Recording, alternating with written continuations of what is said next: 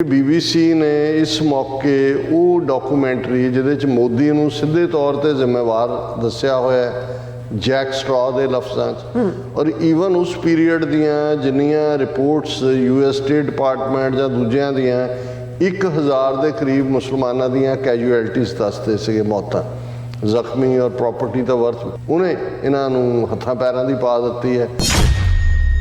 India की फॉरन ministry के spokesman mister Bagchi ने कल कहा सी कि इट इज़ ए प्रोपेगेंडा। हुण जैक स्ट्रॉ जे फॉरन सैकटरी दी रिपोर्ट ते बेस्ड हो है मूवी प्रोपेगेंडा तो ना होया, इट्स एन ऑथेंटिक रिपोर्ट। हुण 8 साल बाद प्राइम मिनिस्टर बनन दे जिहड़ी है ये डॉक्यूमेंटरी BBC दी इहदा रिलीज़ टाइम ये दस रहा है भी उन्होंने ये मैसेज दिता है कि ये फ्री लंच नहीं हैगा कि भी तुसी साडे नाल जिहड़ा वो 20 गल्लां करी जाओ तो अल्टीमेटली 33 गुणा ज़्यादा रशिया तो ऑयल भी खरीदो, उन्होंने एग्रैसर भी ना मनो। BBC on Friday defended its controversial series on Prime Minister Narendra Modi as a rigorously researched documentary that sought to highlight important issues a day after the Indian government condemned the program as a propaganda piece lacking objectivity। एक गल ज़ाहिर है कि उन्होंने मोदी नूं वापस लिया के उस कटहरे च खड़ा कर दिता है जिहड़ा कि जैनोसाइड करने वालियां दा कटहरा हुंदा है। एक पासे तुसीं कहो जी भी भारत स्ट्रैटेजिक पार्टनर है अमरीका दा, क्वाड दा हिस्सा भी बन गया, चीन दे अगेंस्ट भी मोढा दिता है, पर पिछले 2 साल तो अमरीका का इंडिया च कोई अंबैसडर नहीं है। भारत दे विच अमरीका कोई अंबैसडर ना भेज के ये तो नहीं दस रहा भी असीं तुहानूं कुछ नहीं समझते।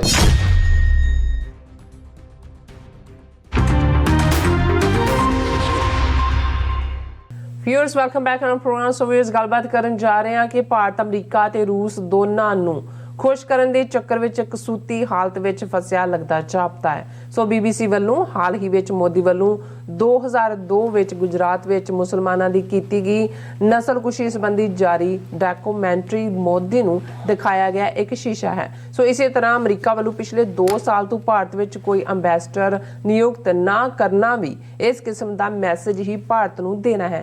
सो डिप्लोमेसी विच इह सुनेहा देण दे ढंग तरीके ही हुंदे हन। सो इस बारे आपां गलबात करन जा रहे हां। सो असीं चाहांगे कि तुसां इस तरह बने रहना, देखण सुनने एंड लिखण लई तुहाडा सब दा बहुत बहुत शुक्रिया जी। डॉक्टर साहब की कहना चाहोगे? देखो असीं अपने उन्हां सारे व्यूअर्स का शुक्रिया अदा करते हैं जिहड़े लाइव चैट के उत्ते ने। वीर तजिंदर सिंह जिहड़े लगातारता नाल रोज़ाना आउंदे ने डिस्कशन लई और उन्हां दे नाल वीर अवतार सिंह तेरा दीवाना ये साडे पुराने व्यूअर ने 2012-13 तो।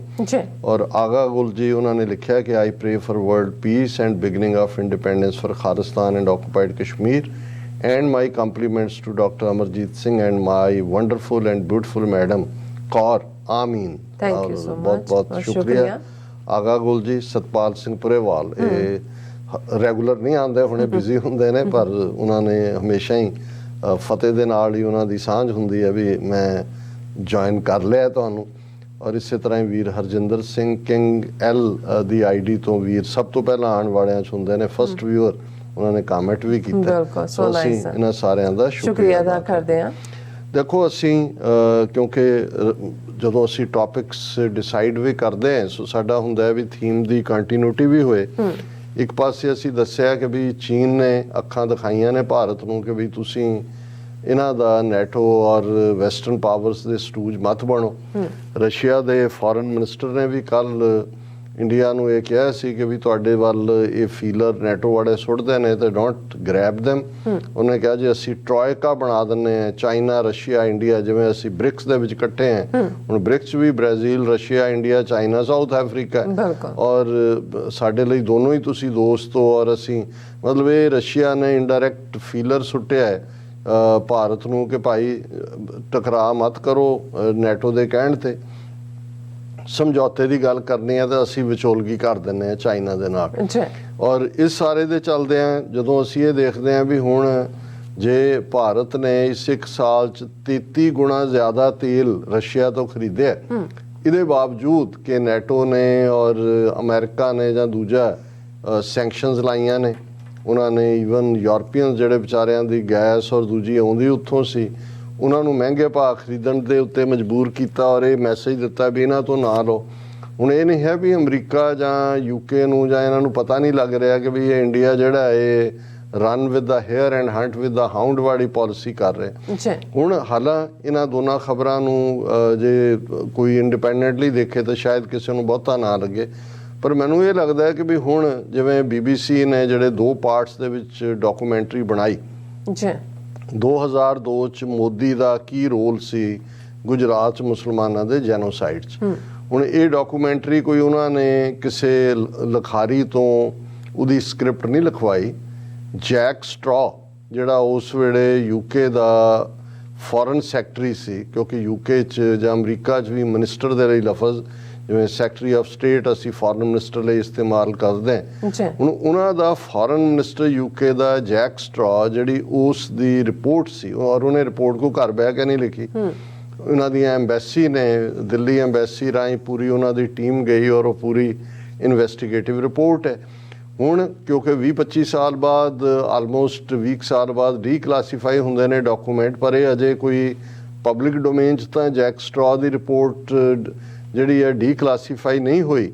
ਪਰ BBC ਜਿਹੜਾ ਸੈਮਾਈ ਗਵਰਨਮੈਂਟ ਅਦਾਰਾ ਹੈ, ਕੋਈ BBC ਪ੍ਰਾਈਵੇਟ ਅਦਾਰਾ ਤਾਂ ਨਹੀਂ ਹੈ, ਗਵਰਨਮੈਂਟ ਫੰਡਿੰਗ ਵੀ ਹੁੰਦੀ, ਲੇਕਿਨ ਉਹ ਪ੍ਰੋਜੈਕਟ ਤਾਂ ਇਹੀ ਕਰਦੇ ਨੇ ਕਿ ਵੀ ਉਹਨਾਂ ਦੀ ਪਾਲਿਸੀ ਜਿਹੜੀ ਆ ਇੰਡੀਪੈਂਡੈਂਟ ਹੈ। ਹੁਣ ਟਾਈਮਿੰਗ ਤੁਸੀਂ ਦੇਖੋ, ਹਾਲਾਂ ਇਹ ਕੋਈ ਡਾਕੂਮੈਂਟਰੀ ਓਵਰਨਾਈਟ ਤਾਂ ਨਹੀਂ ਬਣੀ ਹੈ।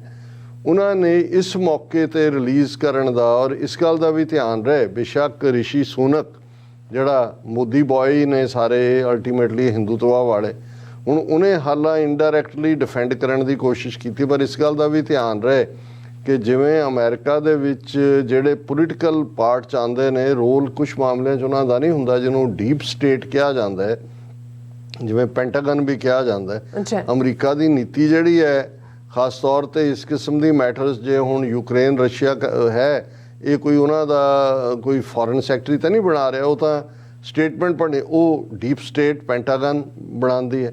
ਇਸੇ ਤਰ੍ਹਾਂ ਯੂਕੇ ਦਾ ਜਿਹੜੀ MI5 MI6 ਉਹਨਾਂ ਦੀਆਂ MI6 ਇੰਟੈਲੀਜੈਂਸ ਏਜੰਸੀ ਹੈ, ਪਰ ਜਿਹੜੀ ਉਹਨਾਂ ਦੀ ਮਿਲਟਰੀ ਆਲਾ ਕਮਾਂਡ ਹੈ ਉਹ ਬਣਾਉਂਦੀਆਂ ਨੇ।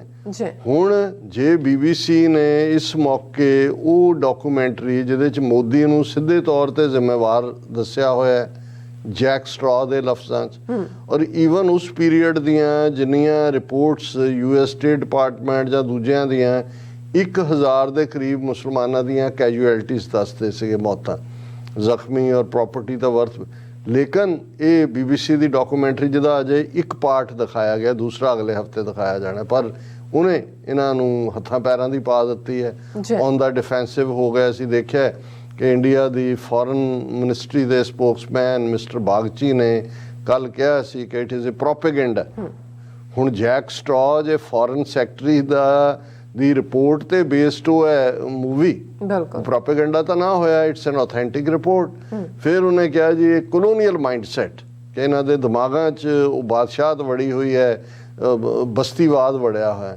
ਲੇਕਿਨ ਇਸ ਬੁਖਲਾਹਟ ਤੋਂ ਇਹ ਅੰਦਾਜ਼ਾ ਜ਼ਰੂਰ ਹੁੰਦਾ ਹੈ ਕਿ ਵੀ ਕੋਈ ਨਾ ਕੋਈ ਪਰਪਸ ਜਦੋਂ ਅਸੀਂ ਦੇਖਦੇ ਹਾਂ ਕਿ ਡਾਕੂਮੈਂਟਰੀ ਦੇ ਦੂਜੇ ਪਾਰਟ 'ਚ ਕੀ ਆਏਗਾ। ਲੇਕਿਨ ਇੱਕ ਗੱਲ ਜ਼ਾਹਰ ਹੈ ਕਿ ਉਹਨਾਂ ਨੇ ਮੋਦੀ ਨੂੰ ਵਾਪਸ ਲਿਆ ਕੇ ਉਸ ਕਟਹਿਰੇ 'ਚ ਖੜਾ ਕਰ ਦਿੱਤਾ ਹੈ ਜਿਹੜਾ ਕਿ ਜੈਨੋਸਾਈਡ ਕਰਨ ਵਾਲਿਆਂ ਦਾ ਕਟਹਿਰਾ ਹੁੰਦਾ ਹੈ। ਹਾਲਾਂ 2002 ਤੋਂ ਲੈ ਕੇ 2014 ਤੱਕ 12 ਸਾਲ ਅਮਰੀਕਾ ਕੈਨੇਡਾ ਨੇ ਵੜ ਨਹੀਂ ਸੀ ਦਿੱਤਾ, ਉਸ ਦੇ ਉੱਤੇ ਸੀ। ਲੇਕਿਨ ਜਦੋਂ ਪ੍ਰਾਈਮ ਮਿਨਿਸਟਰ ਬਣ ਗਿਆ ਉਹਨਾਂ ਨੂੰ ਲੱਗਾ ਕਿ ਜੀ ਗੱਲ ਖਤਮ ਹੋ ਗਈ।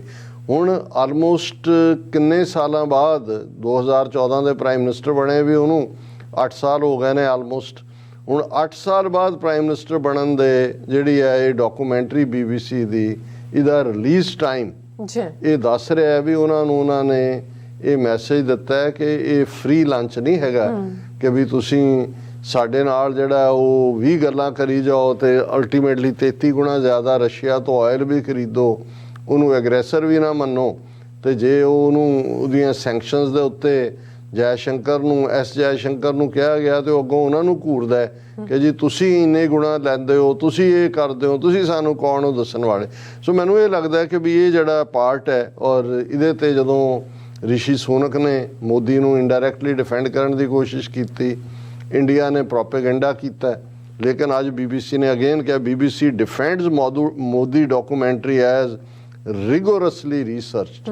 और BBC ने क्या कि भाई BBC on Friday defended its controversial series on Prime Minister Narendra Modi as a rigorously researched documentary that sought to highlight important issues, a day after the Indian government condemned the program as a propaganda piece lacking objectivity। और उधर उन्होंने क्या, spokesperson BBC दे ने, the documentary was rigorously researched according to highest editorial standards, कि जो standard ਹੁੰਦਾ ਹੈ ਪੂਰਾ ਰਿਸਰਚ ਦਾ।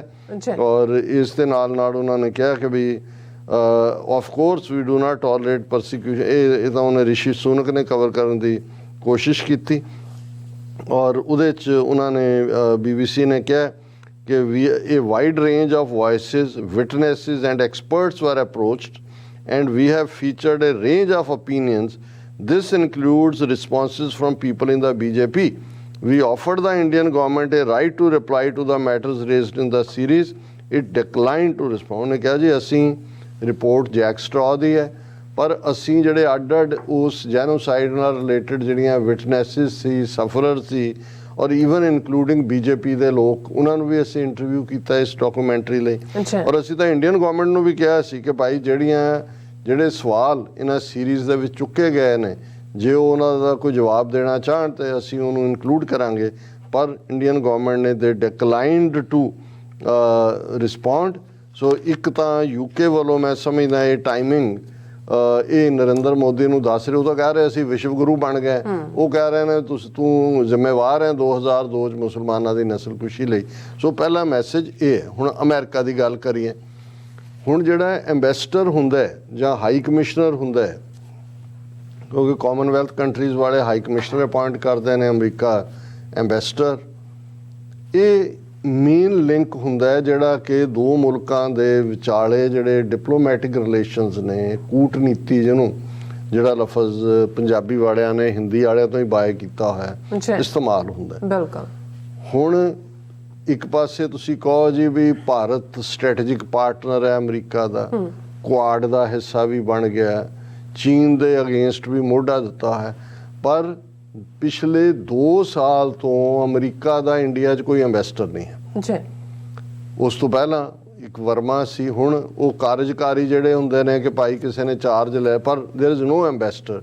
ਹੁਣ ਇਹ ਆਪਣੇ ਆਪ ਦੇ ਵਿੱਚ ਇਸ ਗੱਲ ਦੇ, ਔਰ ਅੱਜ ਇਹਦੇ ਤੇ BBC ਨੇ ਕਿ ਵੀ ਕੀ ਇਹ ਵੀ ਬਾਈਡਨ ਨੂੰ ਬਣਿਆ ਵੀ 2 ਸਾਲ ਹੋ ਗਏ ਨੇ, ਹਾਲਾਂ ਇੱਕੋ LA ਦਾ ਮੇਅਰ ਸੀ, ਉਹਨੂੰ ਅਪਾਇੰਟ ਕੀਤਾ ਸੀ, ਉਹਦੇ ਤੇ ਕੋਈ ਹੋਰ ਆ ਗਿਆ, ਕਿਉਂਕਿ ਇੱਥੇ ਜਿਹਨੂੰ ਐਂਬੈਸਡਰ ਵੀ ਅਪਾਇੰਟ ਕੀਤਾ ਜਾਂਦਾ ਉਹ ਸੈਨੇਟ ਉਹਦੀ ਕਨਫਰਮੇਸ਼ਨ ਕਰਦੀ ਹੈ, ਉਹਦੀ ਕਨਫਰਮੇਸ਼ਨ ਨਹੀਂ ਹੋਈ ਅਮਰੀਕਾ 'ਚ ਹੋ ਰਹੇ ਇੰਨੇ ਇਸ਼ੂ, ਯੂਕਰੇਨ ਵਾਰ ਆ ਗਈ।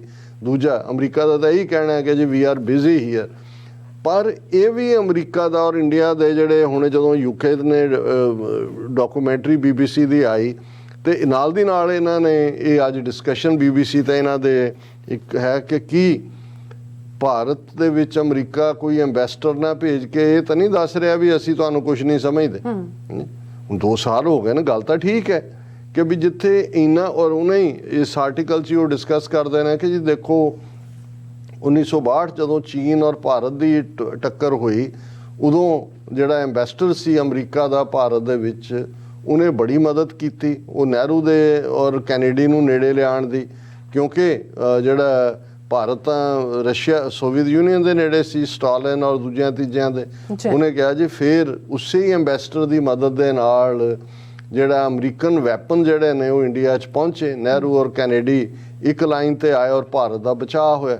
ਹੁਣ ਇਹਨੂੰ ਉਹ ਕਹਿ ਕੇ ਕਹਿੰਦੇ ਨੇ ਵੀ ਸਿਚੁਏਸ਼ਨ 62 ਦੇ ਵਿੱਚ ਬਿਲਕੁਲ ਡਿਫਰੈਂਟ ਹੁੰਦੀ ਜੇ ਐਂਬੈਸਡਰ ਸਿੰਪੈਥ ਹੈ। ਉਹ ਐਂਬੈਸਡਰ ਕੈਨੇਡੀ ਦਾ ਵੀ ਪਰਸਨਲ ਦੋਸਤ ਸੀ, ਯਾਰ ਸੀ, ਤੇ ਨਹਿਰੂ ਦੇ ਨਾਲ ਵੀ ਉਹਦੇ ਚੰਗੇ ਸੰਬੰਧ ਸੀ ਕਿ ਵੀ ਉਦੋਂ ਜੇ ਕ੍ਰਾਈਸਿਸ ਹੋਇਆ ਤਾਂ ਉਹਨੇ ਦੋਨਾਂ ਨੂੰ ਨੇੜੇ ਲਿਆ ਕੇ ਖੜਾ ਕਰਤਾ। ਉਹ ਕਹਿਣਾ ਇਹ ਚਾਹੁੰਦੇ ਨੇ ਵੀ ਚੀਨ ਸਿਰ ਤੇ ਆ ਕੇ ਬੈਠਾ ਹੈ, ਜੇ ਚੀਨ ਨੇ ਪੁੱਠੀ ਚਪੇੜ ਵੀ ਮਾਰੀ ਤੇ ਐਂਬੈਸਡਰ ਤਾਂ ਅਮਰੀਕਾ ਦਾ ਕੋਈ ਹੈ ਹੀ ਨਹੀਂ ਦਿੱਲੀ 'ਚ, ਕੋਆਰਡੀਨੇਟ ਕਿਹਨੇ ਕਰਵਾਉਣਾ? ਕੋਈ ਵੀ ਜੇ ਮਦਦ ਦੀ ਲੋੜ ਹੈ, ਮਦਦ ਪਹੁੰਚਾਉਣ ਲਈ। ਉਹਨਾਂ ਨੇ ਕਿਹਾ ਵੀ ਕਿਤੇ ਇਹ ਤਾਂ ਨਹੀਂ ਹੈ ਵੀ ਭਾਰਤ ਨੇ, ਕਿਉਂਕਿ ਹੁਣ 1 ਸਾਲ ਤਾਂ ਯੂਕਰੇਨ ਦੀ ਜੰਗ ਨੂੰ ਹੋ ਜਾਣਾ ਫਰਵਰੀ ਦੇ ਵਿੱਚ, ਕਿ ਵੀ ਜਿਹੜਾ ਇੰਡੀਆ ਨੇ ਯੂਕਰੇਨ ਦੇ ਮਾਮਲੇ ਦੇ ਵਿੱਚ ਕੜੀ ਘੋਲੀ ਹੈ, ਅਮਰੀਕਾ ਉਹਨੂੰ ਜਿਹੜਾ ਉਹ ਪਨਿਸ਼ ਵੀ ਕਰ ਰਿਹਾ, ਦੱਸ ਕੇ ਵੀ ਅਸੀਂ ਤੁਹਾਨੂੰ ਇੰਪੋਰਟੈਂਟ ਨਹੀਂ ਸਮਝਦੇ, ਵੀ ਅਸੀਂ ਆਪਣਾ ਕੋਈ ਇਨਵੈਸਟਰ ਵੀ ਨਹੀਂ ਲਾ ਰਹੇ। ਇਹ ਸਵਾਲੀਆ ਨਿਸ਼ਾਨ ਹੈ ਇਹਦੇ ਤੇ। ਪਰ ਇਹ ਇੱਕ ਨੁਕਤਾ ਜਿਹੜਾ ਹੈ ਉਹ ਕਾਫੀ ਜਿਹੜਾ ਹੈ ਉਹ ਅਹਿਮੀਅਤ ਲੈ ਰਿਹਾ ਹੈ ਕਿ ਵੀ ਇਹ ਬਾਈਡਨ ਐਡਮਿਨਿਸਟ੍ਰੇਸ਼ਨ, ਸੈਨੇਟ ਵੀ ਹੁਣ ਮੀਟਿੰਗਸ ਤਾਂ ਹੁੰਦੀਆਂ ਨੇ, ਬਾਕੀ ਇਸ਼ੂ ਵੀ ਤਾਂ ਰਿਜ਼ੋਲਵ। ਇਹ ਕਿਹੜਾ ਯੂਕਰੇਨ ਵਾਰ 'ਚ ਅਮਰੀਕਾ ਦੇ ਸੋਲਜਰ ਫਸੇ ਹੋਏ ਨੇ ਕਿ ਜਿਹਦੇ 'ਚ ਉਹਨਾਂ ਕੋਲ ਵਕਤ ਨਹੀਂ ਹੈ। ਵੀ ਸਾਲ ਦੇ ਵਿੱਚ ਵੀ ਕਿਉਂ ਨਹੀਂ ਉਹਨਾਂ ਨੇ ਪੁਸ਼ ਕੀਤਾ, ਅਮਰੀਕਾ ਨੇ, ਬਾਈਡਨ ਨੇ, ਵਾਈਟ ਹਾਊਸ ਨੇ, ਜਿਹਦੇ 'ਚ 130 ਤੋਂ ਜ਼ਿਆਦਾ ਬੰਦੇ ਇਹਨਾਂ ਦੇ ਲਾਏ ਹੋਏ ਨੇ ਇੰਡੀਅਨ ਓਰੀਜਨ ਦੇ। ਉਹਨਾਂ ਨੇ ਕਿਹਾ ਵੀ ਕਿਤੇ ਨਾ ਕਿਤੇ ਅਮਰੀਕਾ ਇੰਡੀਆ ਨੂੰ ਡਿਪਲੋਮੈਟਿਕ ਸਨਬ ਵੀ ਦੇ ਰਿਹਾ ਹੈ ਕਿ ਬੰਦੇ ਦੇ ਪੁੱਤ ਬਣੋ। ਜੀ ਡਾਕਟਰ ਸਾਹਿਬ, ਤੁਹਾਡਾ ਬਹੁਤ ਬਹੁਤ ਸ਼ੁਕਰੀਆ। ਸੋ ਅਥਨੇ ਬ੍ਰੇਕ ਪਿਓਰਸ ਤੁਸੀਂ ਇਸੇ ਤਰ੍ਹਾਂ ਬਣੇ ਰਹਿਣਾ। ਮਿਲਦੇ ਹਾਂ ਛੋਟੇ ਜਿਹੇ ਬ੍ਰੇਕ ਤੋਂ ਬਾਅਦ।